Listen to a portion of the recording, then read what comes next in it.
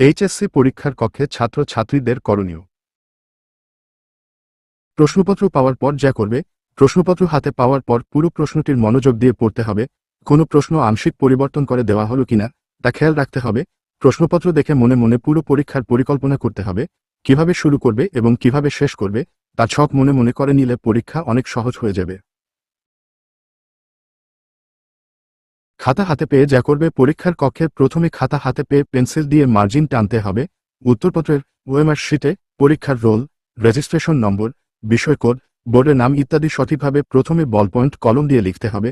পরে বল পয়েন্ট কলম দিয়ে সঠিকভাবে বৃত্ত ভরাট করতে হবে। কোনো অবস্থাতেই এইচএসসি পরীক্ষার খাতা বা উত্তরপত্র ভাঁজ করা যাবে না। প্রশ্ন নির্বাচনও গুরুত্বপূর্ণ।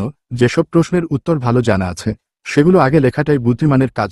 পরীক্ষক যখন খাতা মূল্যায়ন করবেন তখন শুরুতেই লেখার মান ভালো দেখলে শিক্ষার্থীর প্রতি ইতিবাচক ধারণা পাবেন। এতে ওই বিষয়ে ভালো নম্বর পাওয়া সহজ হবে। তুলনামূলক সহজ ও জানা প্রশ্নের উত্তর পর্যায়ক্রমে লেখাই ভালো। সময় ভাগ করে নাও। প্রশ্নের মান অর্থাৎ নম্বর অনুযায়ী কতটুকু লিখতে হবে তা নির্ধারণ করেই লেখা শুরু করতে হবে। শুরুর প্রশ্নগুলো যতটা সম্ভব ভালো করে দেওয়া উচিত, তবে তা হতে হবে নির্দিষ্ট সময়ের মধ্যে। একটি রচনামূলক প্রশ্নের বা সৃজনশীল প্রশ্নের জন্য সাধারণত 19 থেকে 20 মিনিট সময়ের মধ্যে লেখা শেষ করতে হবে।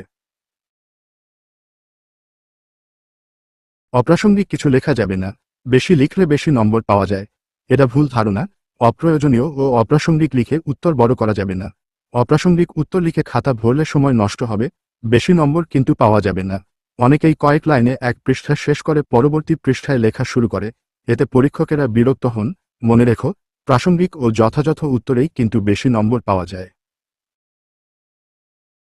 উত্তরপত্র পরিচ্ছন্ন রাখতে হবে। পরীক্ষার খাতায় ওভার রাইটিং, কাটাছেঁড়া, অস্পষ্ট লেখা ইত্যাদি করা যাবে না। লেখায় কোনো ভুল হলে একটানে কেটে দিতে হবে। লেখার ভাষা সহজ সরল ও প্রাঞ্জল হওয়া উচিত। একটি প্রশ্নের উত্তর লেখা শেষ হলে পরের পৃষ্ঠায় প্রশ্নের উত্তর শুরু করবে। এছাড়া প্রশ্নের উত্তরে ধারাবাহিকতা ভালো।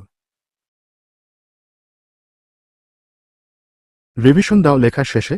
পরীক্ষার শেষে খাতা রিভিশনের জন্য 5 থেকে 7 মিনিট সময় রাখবে।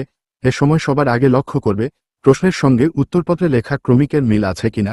প্রশ্নের সৃজনশীল অংশের ক্রমিকও, যেমন ক, খ, গ, ঘ ঠিকমতো লেখা হয়েছে কিনা দেখতে হবে। ক্রমিক নম্বর ভুল হলে কিন্তু পরীক্ষক নম্বর দেওয়ার জন্য প্রশ্ন ও উত্তরের মধ্যে মিল পাবে না।